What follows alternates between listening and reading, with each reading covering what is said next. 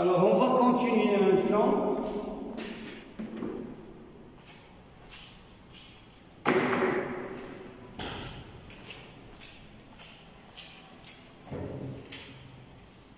On remplace la fente F par deux fentes parallèles identiques de même largeur. Petit a égale à 0,25 mm. Et dont leurs centres sont distants de 1 mm. Déterminer l'amplitude de la vibration résultante dans une direction inclinée d'un petit angle θ par rapport à l'axe. Dans un plan horizontal, interprétez le résultat. Regardez.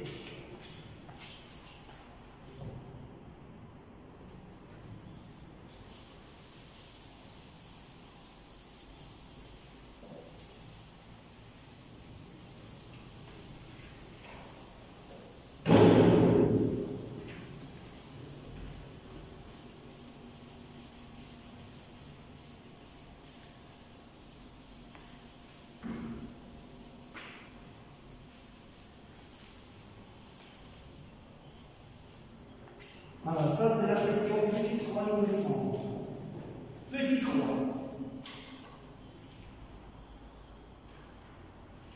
Regardez, petit 3.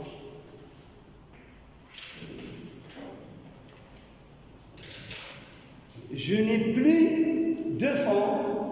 Je n'ai plus une seule fente, mais deux fentes. Regardez. Donc, vous avez quelque chose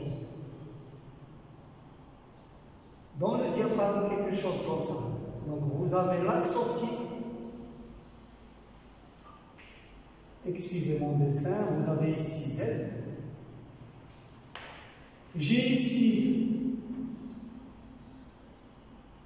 l'origine O du diaphragme. Ok? Je vais mettre ici en 1 ou bien en 2.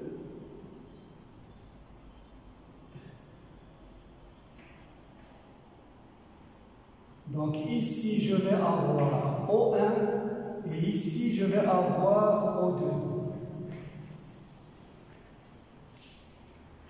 Et dans O1, regardez ce que je vais faire. Dans O1, je vais ouvrir une petite fente.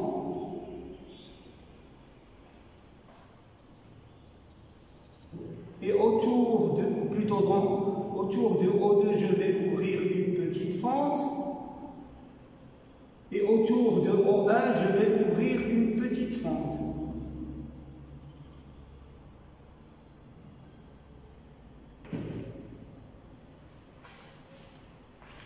Ok?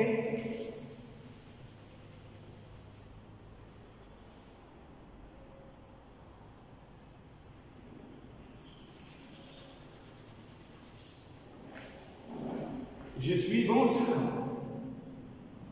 c'est-à-dire deux fentes horizontales. D'accord? Donc, ce que j'ai ici, c'est l'axe X. Alors, dans une direction donnée, U, je vais avoir une onde diffractée par la première ouverture.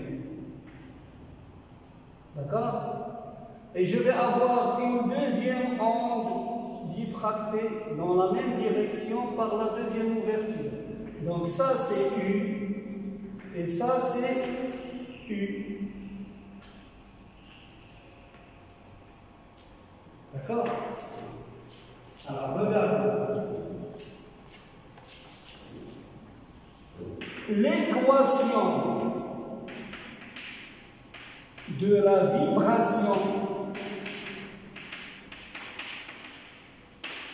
diffractée par la fente, je vais l'appeler F1, dans la direction, dans quelle direction? U. Ça va être quoi? Ça va être S1 de U qui est égal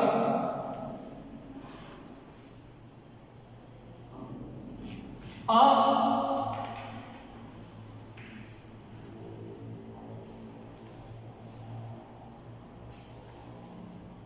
vas-y.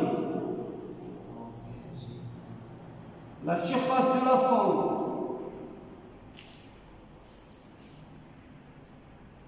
D'accord? Ou bien la largeur de la fente, comme tu veux. La surface de la fente exponentielle moins G.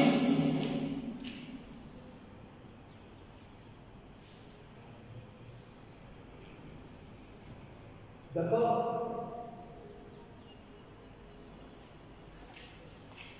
Exponentielle moins G, c'est le déphasage entre O1 et N. Exponentielle moins J, la phase au point O1.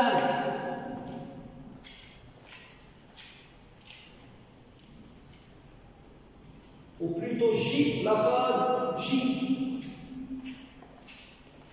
J, la phase en O1. Sinus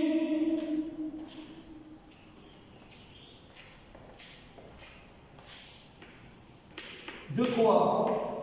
Pi n a alpha sur lambda divisé par pi n a alpha divisé par lambda.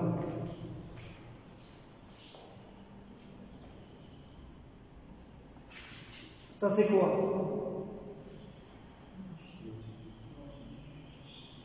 C'est la vibration issue d'une ouverture rectangulaire avec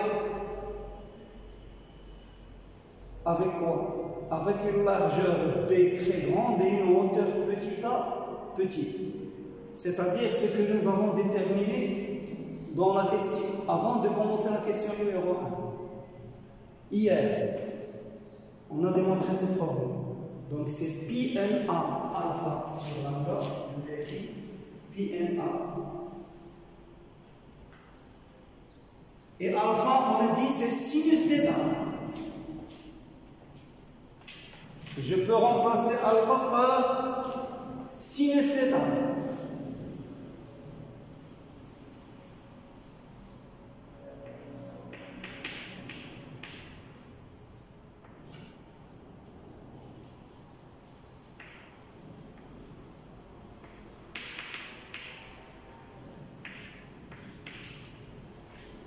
La même chose, l'équation de la vibration diffractée par la fente F2 dans la direction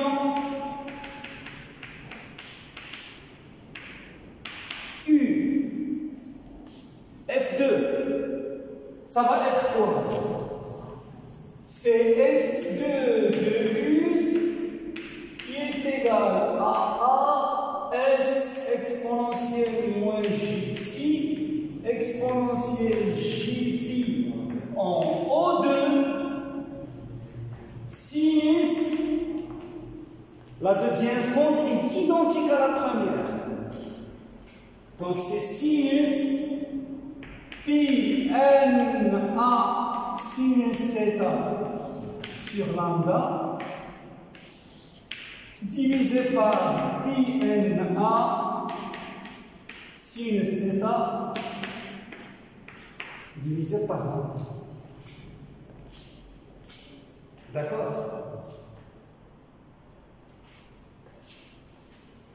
L'équation de la vibration totale diffractée dans la direction, c'est quoi? C'est la somme des deux. C'est la somme des deux.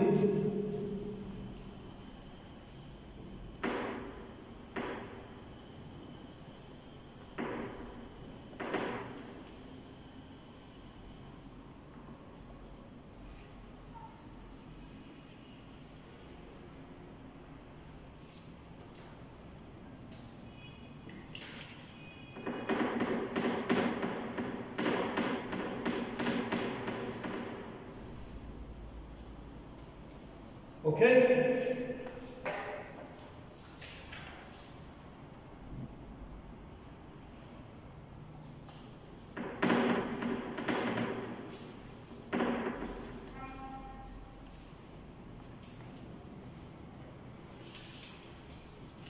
Alors, l'équation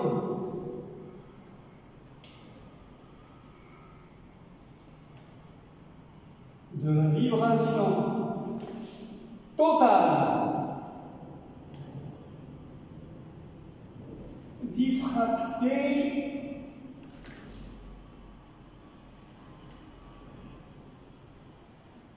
dans la direction U. C'est S total dans la direction U qui est égal à S1 dans la direction U plus S2 dans la direction U. Donc je vais factoriser tout, sauf les exponentielles. Je vais avoir C A, bien entendu, la parenthèse pour l'unité, S exponentielle moins gt, sinus de quoi? De pi n a, sinus θ sur lambda divisé par pi n a, sinus θ divisé par lambda, exponentielle quoi? J phi au 1 plus exponentielle J phi au 2. Est-ce que tout le monde est d'accord?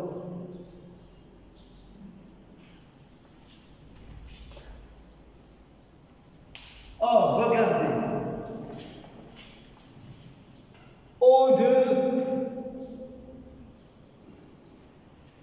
avec ce point H, ils appartiennent à la même surface équiphase pour l'onde qui est dirigée dans la direction U. D'accord? Donc, qu'est-ce que je peux dire? La phase en O2, elle est égale à la phase en H. Et la phase en H, c'est égal à quoi? C'est la phase en O1 moins le déphasage entre le point O1 et le point H. C'est quoi? C'est moins 2pi sur lambda O1H.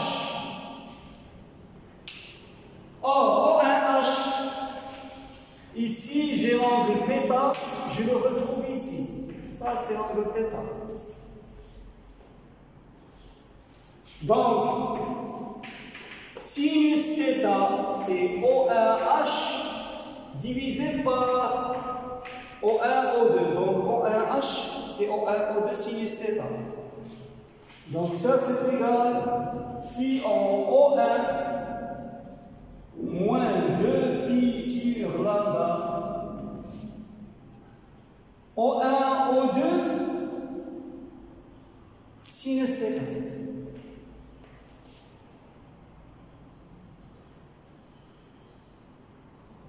Regardez ce que je vais faire. Je vais prendre juste ce terme. Ce terme, si je le développe, je vais trouver quoi? Exponentielle J phi O1 plus exponentielle J phi O2,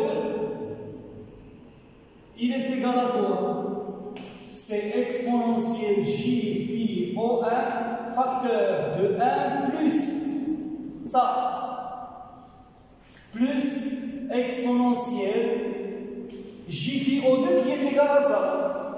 Donc c'est exponentielle J phi O1, je l'ai factorisé, plus exponentielle J avec un signe moins 2pi sur lambda O1 O2 sinus θ. Je vais factoriser ici exponentielle moins J moins J pi sur lambda O1 de sinus θ. Ça va me donner quoi? C'est exponentielle J phi O1 exponentielle moins J pi sur lambda O1 O2 sinus θ multiplié par. Alors multiplié par quoi? Pour avoir le 1 exponentiel J pi sur lambda O1 O2 sinus θ plus il y avait moins J pi sur lambda, donc il va rester plus exponentiel moins J pi sur lambda O1 O2 sinus θ. Je ferme la parenthèse. D'accord? Ça veut dire cette quantité, elle est égale à cette quantité qui est égale à quoi? Exponentielle J phi O1 exponentielle moins J pi sur lambda O1 O2 sinus θ multiplié par 2 fois. Ça c'est quoi? Cosinus pi sur lambda O1 O2 sinus θ. Cosinus pi sur lambda O1 O2 sinus θ.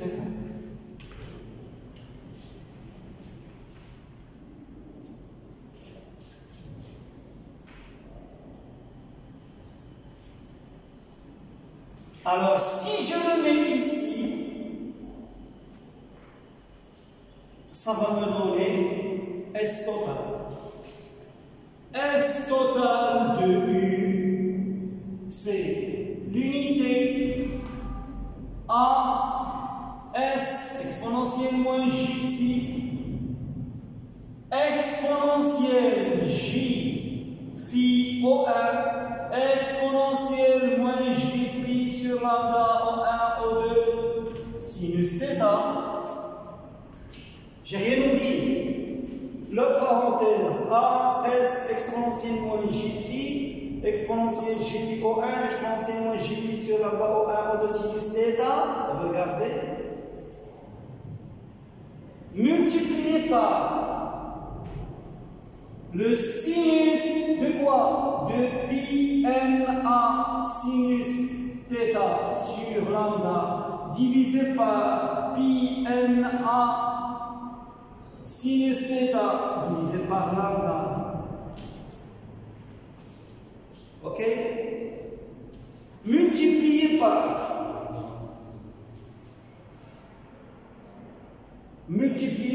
ça.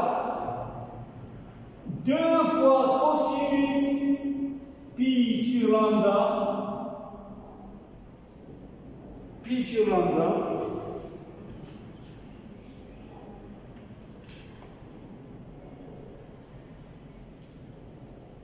O1 O2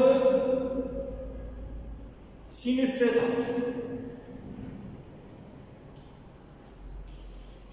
Ok? L'intensité en M. L'intensité dans la direction U. L'intensité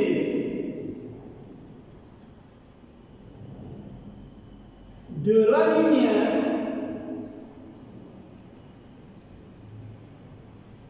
dans la direction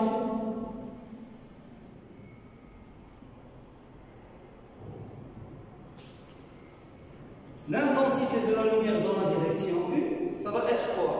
C'est ST fois son conjugué. Donc, ça au carré fois S au carré. Ça va s'éliminer, ça s'élimine, ça s'élimine. Ça au carré fois ça au carré. Ça veut dire que vous allez avoir I dans la direction U au point M, elle va être égale A au carré, S au carré fois 4. Sinus pi na sinus θ sur lambda divisé par pi na sinus θ divisé par lambda au carré que multiplie cosinus carré pi sur lambda O1, O2 sinus θ.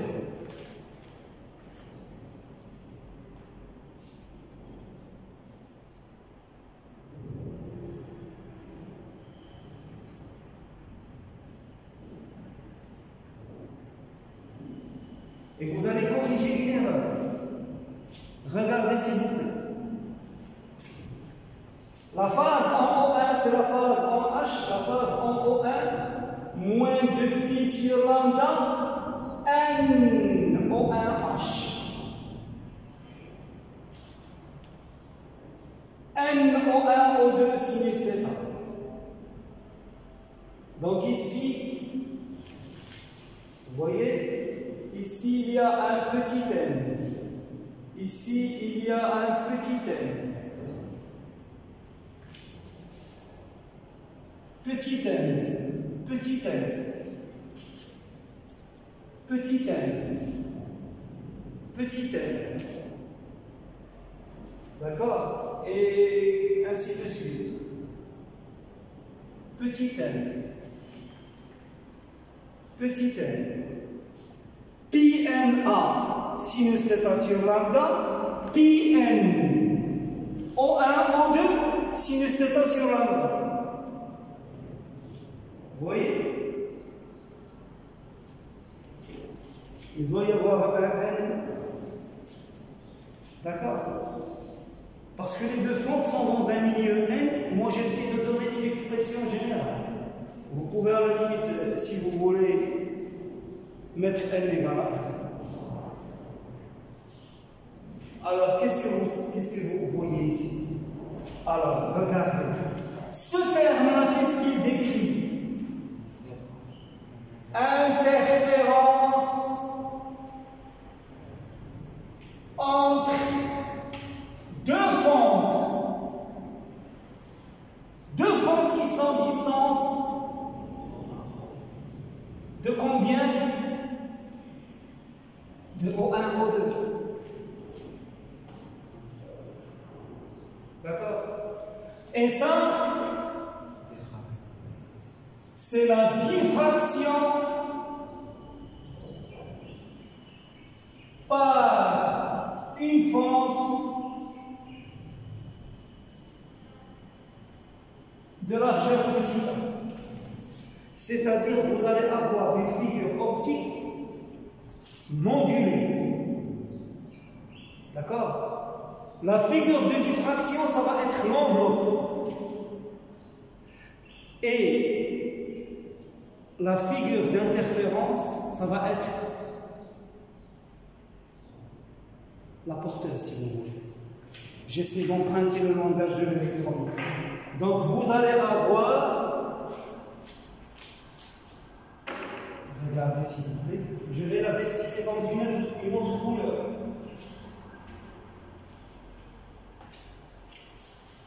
Ça va être l'enveloppe. D'accord? Je vais avoir une figure, la figure que je garde.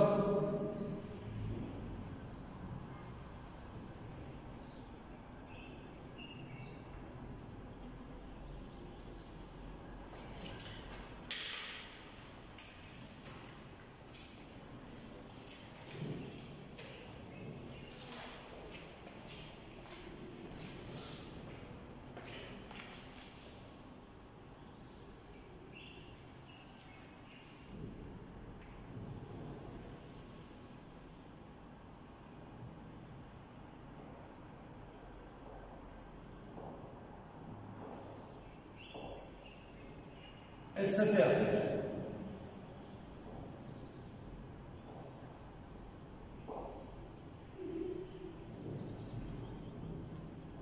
Etc.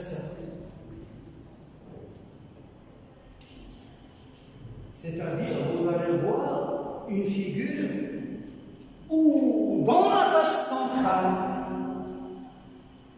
de la diffraction, on ne va plus avoir de la lumière continue. Pour la diffraction, on avait une tâche centrale comme ça.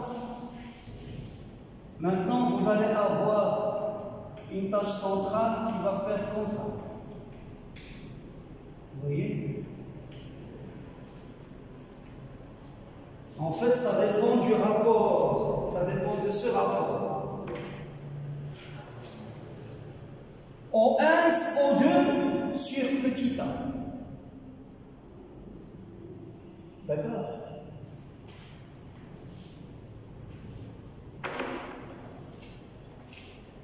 Donc, on obtient la courbe verte, c'est deux fentes parallèles.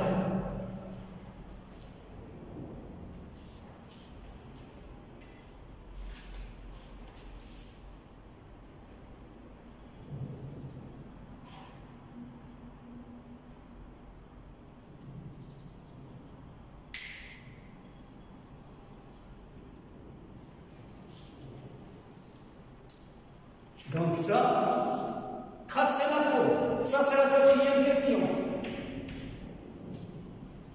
On vous demande les franges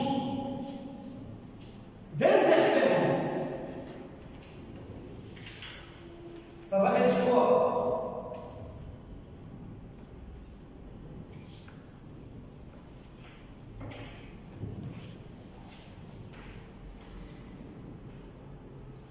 Je veux déterminer l'interfrange des franges d'interférence.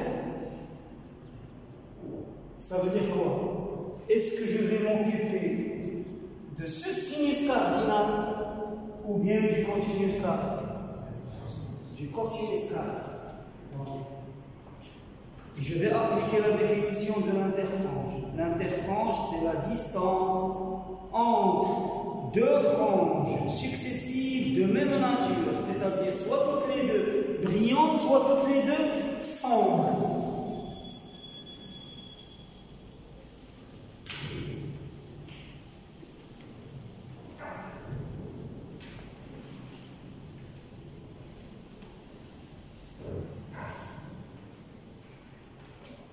Alors, l'interfrange, c'est toujours la quatrième question suivante.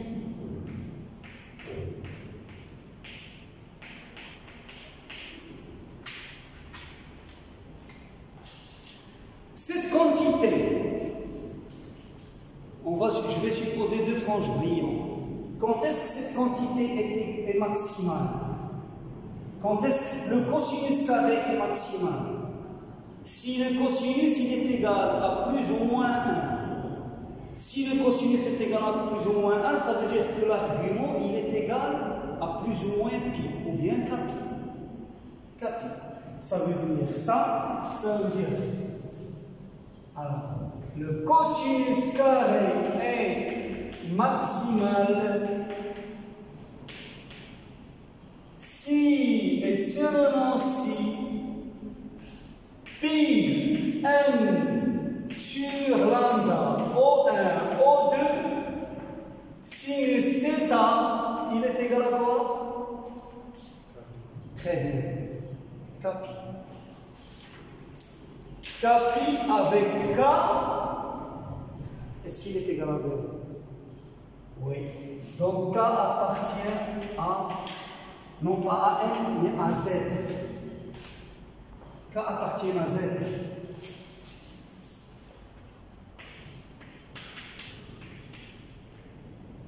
Qu'est-ce que cela veut dire? Je vais simplifier par pi. Ça veut dire que sinus θ, il est égal à quoi? K fois lambda divisé par N O1, O2.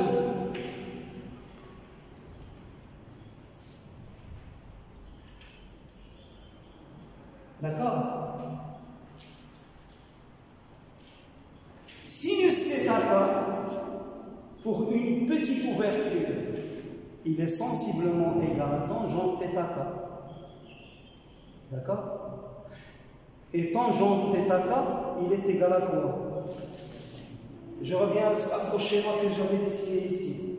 Donc j'ai dit que je vais obtenir une courbe, une lumière qui va se répartir sur l'axe X. Donc sinus θ, vous avez sinus θ, il est sensiblement égal à tangente θ, il est sensiblement égal à θ. Ou bien je vais inverser, plutôt sinus θ, il est sensiblement égal à θk, et tangente θk sensiblement égal à tangente θk, et tangente θk c'est égal à quoi? C'est xk sur la distance focale f de la lentille L2. D'accord? Donc xk sur f, elle est égale à k lambda n au 1 au 2. Ça veut dire que x, les positions des franges brillantes, les positions des franges brillantes, xk qui correspond à une frange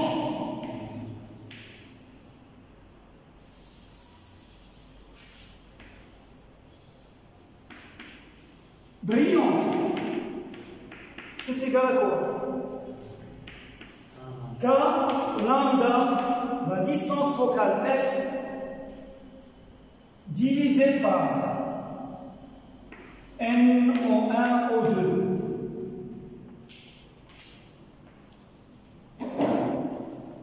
L'interfrange, elle correspond à la différence entre deux franges voisines de même nature, c'est-à-dire xk plus 1 moins xk, c'est-à-dire delta k égale à 1.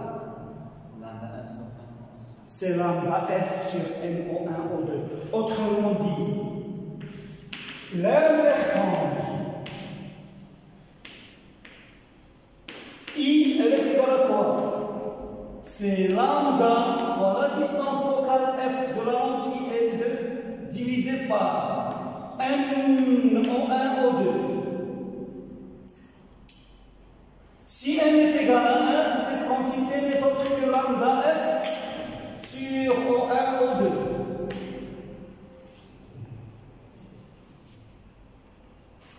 Ok? Si j'utilise un laser avec une lumière monochromatique cohérente qui ne pose pas de problème, ça va être lambda d sur la distance entre les deux franges. C'est ce que nous avons montré dans la première question de l'exercice 1 de la série numéro 1. Regardez, I lambda d sur O1, O2, voire série 1, exercice 1. Ça sera tout pour aujourd'hui.